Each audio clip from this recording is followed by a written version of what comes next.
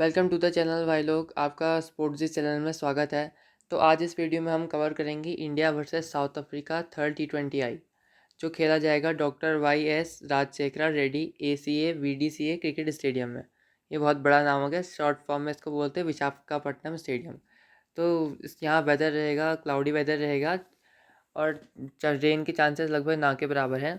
तो pitch report ये है कि स्टार्टिंग में जो पेसर्स हैं, आज तक की इस ग्राउंड का ये रिकॉर्ड कहता है कि स्टार्टिंग में यहाँ पर पेसर्स को ज़्यादा मूवमेंट मिलती है और जो इंडिया के अच्छे बॉलर हैं भुवनेश्वर कुमार को अच्छा सीम मूवमेंट मिल सकता है, अच्छी स्विंग करते हैं, तो वो थ्रेटनिंग हो सकते हैं साउथ अफ्रीका के लिए। और एंड्रिक नॉर्किया और रबाडा भी थ्रेटनिंग हो सकता है इंडिया के लिए। तो आपको ये ध्यान देना है कि स्टार्टिंग में अच्छी खासी मूवमेंट मिलेगी फास्ट बॉलर्स को। और जैसे मिड इनिंग आएगी, जो बीच का फेज़ है, तो उसमें स्पिनर को बॉल ग्रिप करेगी और बॉल टर्न करेगी। तो पिच उतनी अच्छी होने नहीं वाली है बैट्समैन के लिए, ज़्यादा स्कोर नहीं बनने वाला है इस बीच में, क्योंकि आज तक का रिकॉर्ड यही कहता है। तो एवरेज स्कोर इस ग्राउंड में आपको हैरान होने की बात है कि 104 ही बना है आज तक। एवरेज स्कोर सिर्फ 2 ही मैच इंटरनेशनल खेले गए हैं, इसलिए एवरेज यहाँ पर 104 ही बना है। एक श्रीलंका ने बनाया था, श्रीलंका 82 में ही पूरी ऑल आउट हो गई थी। और दूसरा हाईएस्ट यहाँ पर 126 बना था, जो ऑस्ट्रेलिया ने इंडिया को हरा दिया था। तो ये पिच रिकॉर्ड तो यही कहता है कि यहाँ पर ज़्यादा रन नहीं बनते। पर एक ये भी इंटरेस्टिंग फैक्ट है कि यहाँ पर बाउंड्री डायमेंशन शॉर्ट है। जैसे शारजहाँ था, दुबई वाला, जहाँ बाउंड्री डायमेंशन शॉर्ट थी पर पिच टफ थी, तो उसी टाइप की पिच रहने वाली है। यहाँ पर जो हिटर्स होते हैं वो अच्छा खेल सकते हैं। जैसे कि अगर स्मॉल बाउंड्री है तो जैसे ईशान किशन, क्लासन, ऋषभ पंत, पांड्या, तो ऐसे बैटर अच्छा खेल सकते हैं। बल्कि जो थोड़ा सिंगल डबल लेते हैं उनके लिए पिच थोड़ी टफ होगी, उनको स्कोर करने में थोड़ा टफ होगा। तो एक्सपेक्टेड चेंज क्या है टीम में? दीपक हुड्डा आ सकते हैं अक्षर पटेल की जगह पे, क्योंकि वो अच्छे फॉर्म से आ रहे हैं आईपीएल में। आईपीएल में बहुत अच्छे फॉर्म में दिखे थे। और वैसे भी अक्षर पटेल ना तो बॉलिंग अच्छा कर रहे हैं, ना तो बैटिंग अच्छे कर पा रहे हैं। तो टीम मैनेजमेंट का ऐसा फैसला ले सकते हैं कि दीपक हुड्डा को मौका मिल सकता है, या तो कोई भी वन ऑफ अर्शदीप सिंह और उमरान मलिक आ सकते हैं आवेश खान की जगह। क्योंकि उमरान मलिक बहुत अच्छे फॉर्म से आ रहे हैं आईपीएल से, और उनकी स्पीड आजकल, उन्होंने 163, ये भी न्यूज़ आ रही थी कि उन्होंने 163 स्पीड को क्लिक किया है। तो उनको मौका मिल सकता है, उनको डेब्यू हो सकता है इस मैच में, थर्ड T20I में। तो टीम बात करते हैं अब टीम इंडिया के प्रीव्यू की। तो टीम इंडिया की ये प्लेइंग 11 हो सकती है। तो ओपनिंग पाएंगे ईशान किशन और ऋतुराज गायकवाड़। तीसरे पाएंगे श्रेयस अय्यर। चौथे पे ऋषभ पंत आएंगे कैप्टन विकेट कीपर। और फिफ्थ पे हार्दिक पांड्या आएंगे। सिक्स पे दिनेश कार्तिक। सेवन्थ में दीपक हुड्डा भी आ सकते हैं और अक्षर पटेल। ज़्यादातर ये चांसेस है कि दीपक हुड्डा का इसमें खिलाया जाए। ये भी हो सकता है कि ऋतुराज गायकवाड़ को हटा दिया जाए, क्योंकि ऋतुराज गायकवाड़ का भी अच्छा फॉर्म नहीं चल रहा है। आईपीएल में भी बहुत ख़राब फॉर्म से जूझ रहे थे और यहाँ भी अच्छे बैटिंग नहीं कर पा रहे हैं। तो ऐसा भी हो सकता है कि दीपक हुड्डा को ओपनिंग पे भेजा जाए, पर ऐसा होने के चांसेस थोड़े मुश्किल हैं। अब आठवें नंबर पर आएंगे हर्षल पटेल। नाइन्थ पे आएंगे भुवनेश्वर कुमार। भुवनेश्वर कुमार बहुत अच्छी फॉर्म में चल रहे हैं, आप देख ही रहोगे। खेल भी नहीं पा रहे हैं साउथ अफ्रीका के बैट्समैन इनको। 10th नंबर पर युजवेंद्र चहल। 11th पे आवेश खान या उमरान मलिक या अर्शदीप सिंह, इनमें से कोई एक खेलेगा। अब प्लेयर वाइज एनालिसिस करते हैं, तो ये जो स्कोर नीचे लिखे हैं वो साउथ अफ्रीका सीरीज़ से स्टार्ट होने से पहले के स्कोर दिए हैं, ये अपडेट नहीं हुए हैं। तो ऋषभ पंत, आपको पता ही है आजकल ऋषभ पंत का बल्ला नहीं चल पा रहा है। कैप्टन है तो थोड़ा ज़्यादा प्रेशर बन गया है, इसलिए शायद अच्छा इनिंग नहीं आ रही है। पर अब बहुत बड़ा मैच है, इंडिया की सीरीज़ डिसाइडर मैच है। अगर ये मैच हार गए तो सीरीज़ हार जाएगी। तो इनसे आप उम्मीद कर सकते हैं कि थोड़ा स्कोर करें, क्योंकि बाउंड्री डायमेंशन शॉर्ट है। तो इनसे उम्मीद आप कर सकते हैं, क्योंकि ये आते ही हिट करते हैं दो तीन तीन चार बॉल खेल के। तो इनसे आप उम्मीद कर सकते हैं कि ये रन बनाएंगे। और दूसरे हैं दिनेश कार्तिक। तो दिनेश कार्तिक को आपको उतना अच्छा नहीं होगा प्रॉफिटेबल फैंटेसी के पॉइंट ऑफ व्यू से, क्योंकि दिनेश कार्तिक बहुत नीचे आते हैं और 10-15 रन ज़्यादा बना पाएंगे तो ज़्यादा आपको फ़ायदा नहीं होगा। तो इनको ड्रॉप करना अच्छा रहेगा। अब उसके बाद KL राहुल खेल नहीं रहे हैं, बाहर हैं। श्रेयस अय्यर, ये भी अच्छे फॉर्म में, ज़्यादा अच्छी फॉर्म में चल नहीं रहे हैं। जैसी बाउंसर पड़ती है आजकल, इनके हाथ पैर फूलने लग जाते हैं। पर आप इनको ट्राई कर सकते हैं, क्योंकि ये स्पिनर्स को अच्छे खेलते हैं और इनकी बैटिंग ज़्यादातर मिडिल फेज में ही आती है। तो अगर अगर ये पेसर्स की बाउंसर से बच गए तो अच्छा खासा स्कोर कर सकते हैं। 40-50 बनाने का दम है इन पे।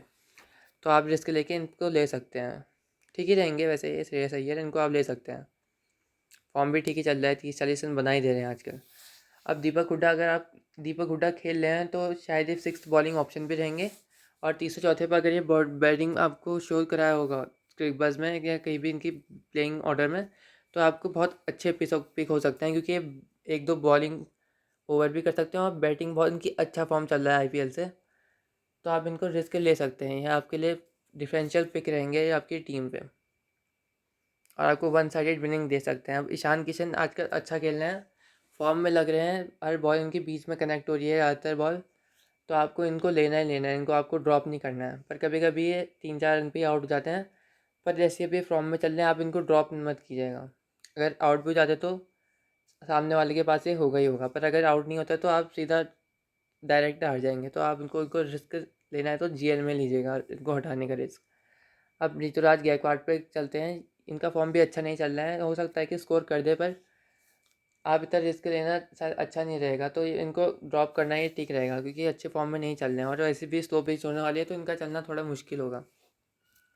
अब आते हैं हार्दिक पांड्या। हार्दिक पांड्या अच्छे फॉर्म में है, बहुत स्मूथ छक्के मार रहे हैं, और क्या कहते हैं, अगर बैटिंग इनको बॉलिंग मिली तो ये और 25-26 पॉइंट, एक विकेट लेती है, इनको 25-26 पॉइंट और मिल जाएंगे, तो ये अच्छे चॉइस हो सकते हैं आपकी टीम पे, इनको लेना ठीक ठाक रहेगा। अब अक्षर पटेल आते हैं, इनको खिला भी सकते हैं, नहीं भी इनको दीपक हुड्डा की जगह शायद इनको दीपक हटा के दीपक हुड्डा को जगह मिल जाए, पर अगर खेलते हैं तो आप इन पे रिस्क ले सकते हैं। भले इनको इनकी पिटाई हुई हो, पर इनको क्या पिछले मैच में प्रमोट कर दिया गया था, पर और इनको 3-4 ओवर बॉलिंग भी मिल जाती है, और कभी कभी एक विकेट ले भी सकते हैं आसानी से। तो अगर ये खेलते हैं तो आप इन पे रिस्क ले सकते हैं। अब आते हैं वेंकटेश अय्यर, शायद ना खेलें, खेलेंगे तो अच्छे पिक हो सकते हैं अगर ओपनिंग पर आए तो। अब युजवेंद्र चहल, भले ही ये पिटाई इनकी बहुत हो, पर ये विकेट टेकर बॉलर हैं और कभी भी आपको अच्छा खासा पॉइंट दे सकते हैं। 70-80 पॉइंट 3-4 विकेट निकाल के तो आसानी से ये दे ही सकते हैं, तो इनको आपको ड्रॉप नहीं करना है, क्योंकि अगर एक बाई गेम भी चले तो आपको सीधा डायरेक्ट जिता सकते हैं। इस टाइप के प्लेयर हैं, तो आपको इनको ड्रॉप नहीं करना है अपनी टीम से, स्मॉल लीग से तो बिल्कुल भी नहीं करना है। अब आते हैं भुवनेश्वर कुमार। भुवनेश्वर कुमार भी बहुत अच्छी फॉर्म से चल रहे हैं बिल्कुल आईपीएल से, आईपीएल की फॉर्म को इनने इनने कंटिन्यू किया है यहाँ पर, और जैसे पिच कंडीशन है आप इनको वाइस कैप्टन या कैप्टन भी बना सकते हैं, इतनी अच्छी फॉर्म में आजकल ये चल रहे हैं।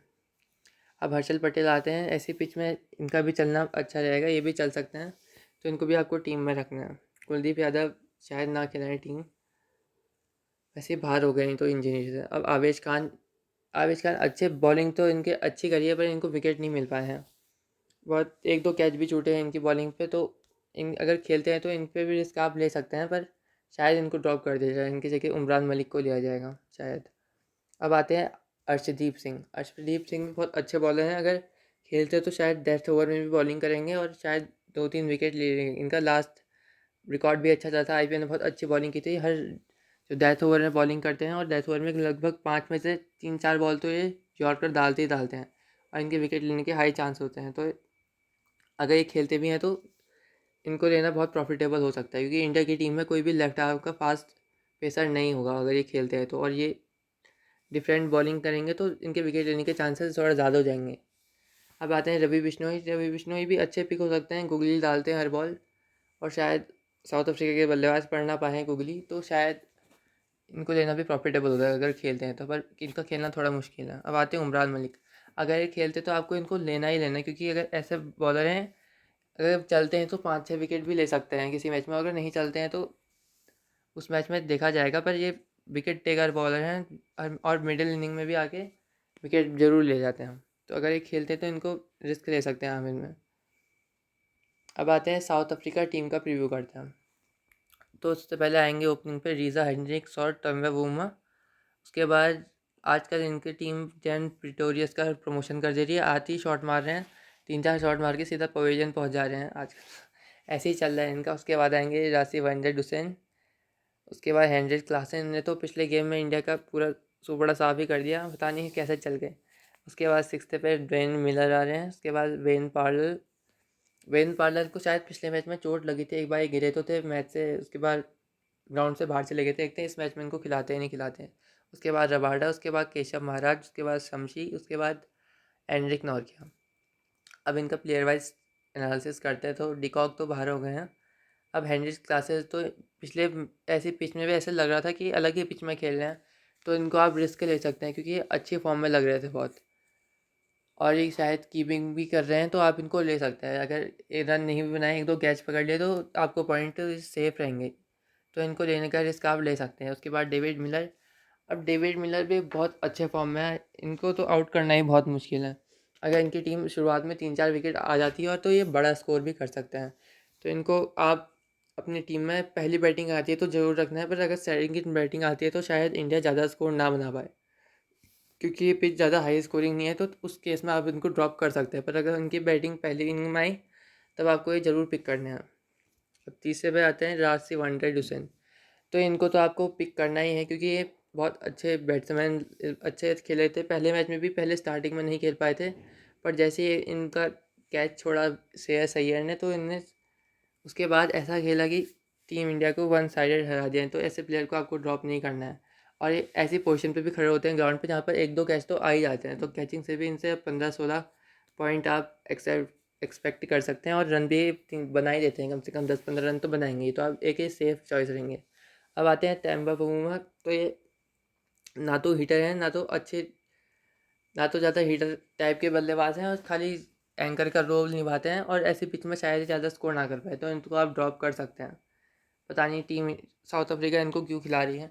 इससे बहुत अच्छे बैट्समैन तो एडन मार्करम है, उनको खिलाना चाहिए, पर शायद उनको कुछ दिखा होगा इनकी कैप्टनशिप पर, तब आके इनको खिला रहे हैं।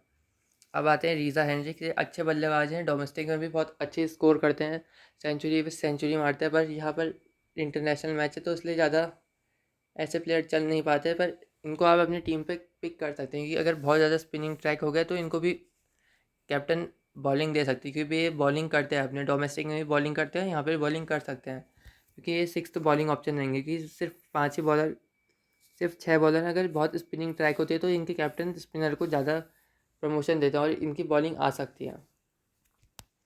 क्रिस्टियान स्पर्स को नहीं खिलाएंगे आप, क्योंकि क्लासन खेल रहे हैं। उसके बाद एडम मार्करम अगर आते हैं, तो आपको इनको पिक जरूर करना है, बहुत अच्छी फॉर्म में है, और इनको बॉलिंग भी दे सकते हैं। टेम्बा बाउमा बहुत अलग टाइप के कैप्टन है, बॉलर देते हैं स्पिनर्स को।